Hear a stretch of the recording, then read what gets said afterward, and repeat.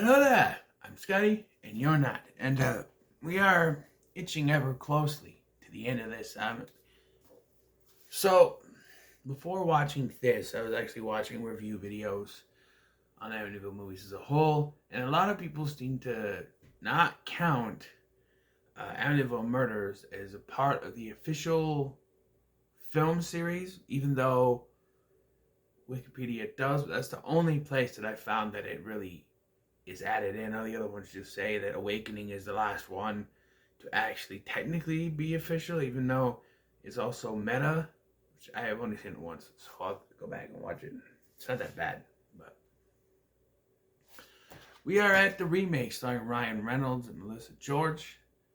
Uh, do I have to point out? I point out every actor so far. So we have Ryan Reynolds, of course, Deadpool, Green Lantern, Van Wilder, great actor. He was Berg in Two Guys and a Girl in a Pizza Place / Two Guys and a Girl, which I want to do a video on eventually.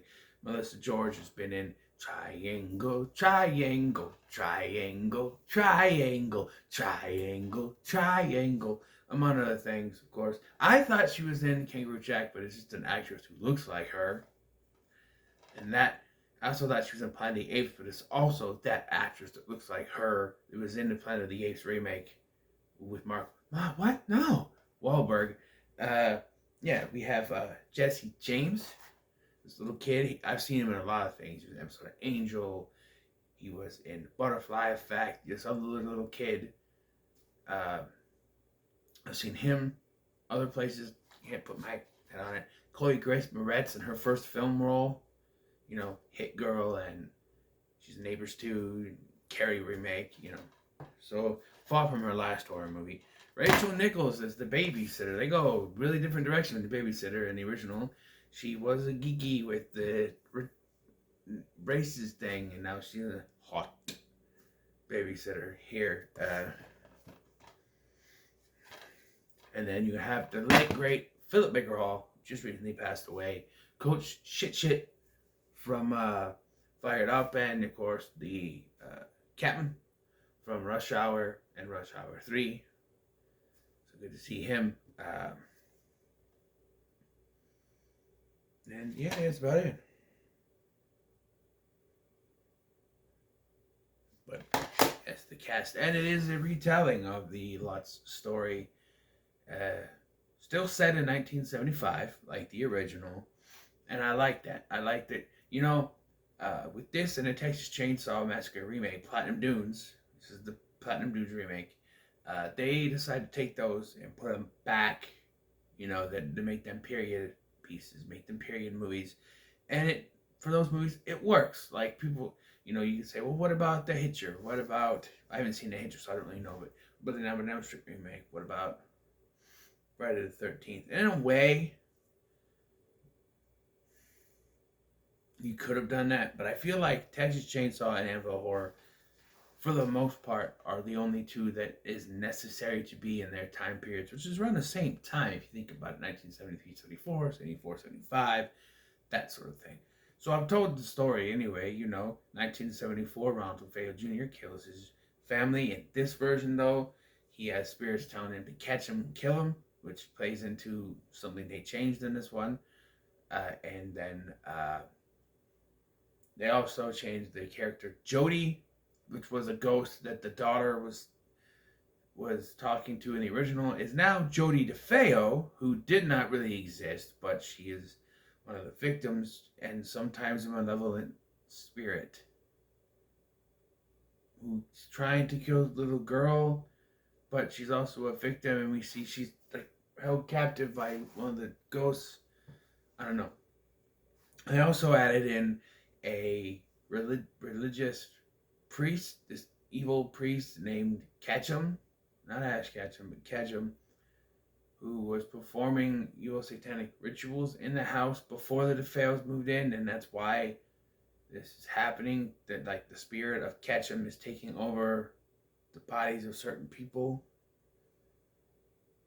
I don't know. It's a really weird retcon. And whereas the fly scene, yes, where we got the flies back, ladies and gentlemen, the fly scene happened towards the beginning of the movie when the priest showed up. Here, it's halfway through about when the priest shows up, and then he brings in the exposition about Ketchum and all that stuff. Yeah. And even though I said I liked the acting of Margot Kidder and James Brolin in the original, I feel like Ryan Reynolds does a good job. I've seen reviews for this movie. People like to poke at Reynolds' performance, saying, "Oh, he puts too much comedy in it." And well, if you think about it, most of the comedy stuff, for the most part, is at the beginning. You know, at the beginning of the movie, he's shown that he's like a caring person. He likes this new family he's married into. So, you know, he's a normal guy. People compared him to Jack Nicholson. Oh, you can tell that he's, you know, unhinged from the beginning. Well, not really. Ryan Reynolds can portray an everyman sort of character. I mean, it works. Maybe it's the beard, because like they had to have the George Lutz beard on him, so maybe it's the beard because James Brolin had a beard. I think the real Lutz had a beard, so maybe it's the beard on Ryan Reynolds that makes him a little off kilter. I don't know, but I think he has a great performance. He's genuinely nice and lighthearted. I like that. And then when he gets menacing, he is real menacing. You know, a lot of people also said that it's inconsistent. Like sometimes he's fine and sometimes he's over the top. And like, well, the times that he's fine is when he's outside the house. Like they say, oh, it turns on a dime as soon as they move in. And I'm like, yeah, that's the point. In this version of the story, it's the house that's making him evil. They went with the storyline that when he's outside of the house, he's not affected. When he's in the house, he is. They took that from the new generation. It's About Time. One of them they took.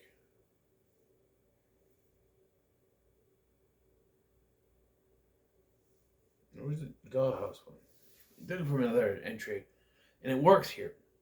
And I like that, you know, because they go out to dinner, they had the babysitter there, and he's like, "Oh, I'm starting to feel fine now." Whereas now all the other ones, for the most part, even if they're outside the house, they were still affected by it, which is really weird. And here, he's not, and I like that. Melissa George, she's okay. Never been a big fan. Her performance in Triangle is a little meh for me. Here, she's okay. She's fine. Nothing big. The kids, decent actors. You know, that's, you know, they want to do other things, obviously, but they're decent. And Phil Baker Hall is great. The atmosphere that this movie gets, very dark, the rain and everything. And this is gonna sound really, really mean, but I actually like the fact that they kill off the dog, because, and then, you know, I love dogs. I don't like dogs being killed off in real life or in movies, but one of the things that was frustrating about the original was that they were free. They were basically on their way out, and all of a sudden they're like, "Where's the dog?" And so he had to go back in the house to get the dog. Whereas here, the dog's dead, and also it's a little bit different in the ending where George gets knocked out by the butt of a gun, and I like it. He's like, "You have to kill me, or I'm gonna kill you." No one dies tonight, as opposed to Halloween Kills, where evil dies tonight, but no one dies tonight. You shout that, "No one dies tonight! No one dies tonight!" I don't think it would get much going as than anyone hear it a million times like that, you know. But yeah, and then they tie him up, and I did kind of laugh because it's funny. Like, he's tied up, and then her and the kids are pulling him to the boat. It's kind of funny. And then, but there's a weird spot, which is supposed to be the evil leaving him, because I guess he's far enough into the boathouse that the evil's not in him. But earlier in the film, I mean, that's where he kills the dog. He's in there and he's still affected by it. I don't understand. And it does slowly get him, but I like that this is a little more darker. This is a little more malevolent than the original. There's like spooky stuff, and I like the addition of another spiritual force. You give it a form other than it's just a house, you know. I like that. I like that. People criticize that, but I like yeah, and yeah, the movie ends. They get in the boat and they dive off. And the older son, he has a point. He's like, "Why don't you just leave him here?" He's like, "No," because I think she knows that once they're far enough away, they going in a boat and it ends, and it has they stay for 28 days. But in the original, they counted down the 28 days. They counted to the 28 days. Where this one just doesn't do that. So I like that they kind of went original here. And it says, they stayed for 28 days and they left and they never got any other stuff. So, yeah. Yeah, and the effects for the most part, this was early 2000s CGI, but for the most part, it's okay. A lot of the stuff is in the dark. We do get this stinger at the end. Maybe they're trying to set up a sequel. I don't know, because, Texas Chainsaw Massacre, which came out 2 years earlier, ended up getting a sequel, I think, a couple years after this. So, or the year after this, I don't know. But, maybe they were trying to do a sequel, who knows. But, where the Jody, who's left behind, is taken by the spirits, and the house resets itself, and for the next victim to come in, I guess. But, yeah, this was a nice watch. I really enjoyed it. And don't come after me, but I think it's better than the original. I really do.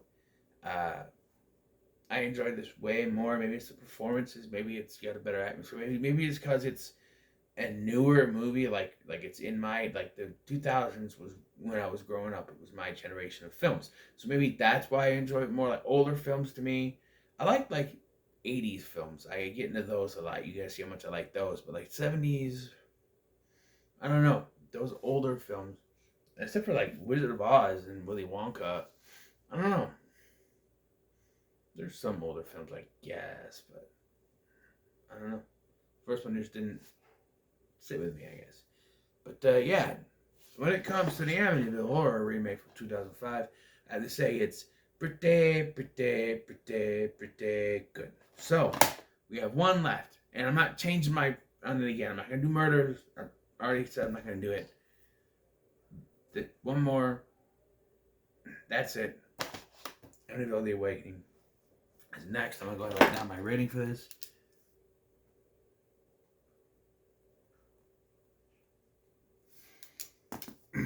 So, what are your thoughts on Amityville Horror Remake 2005?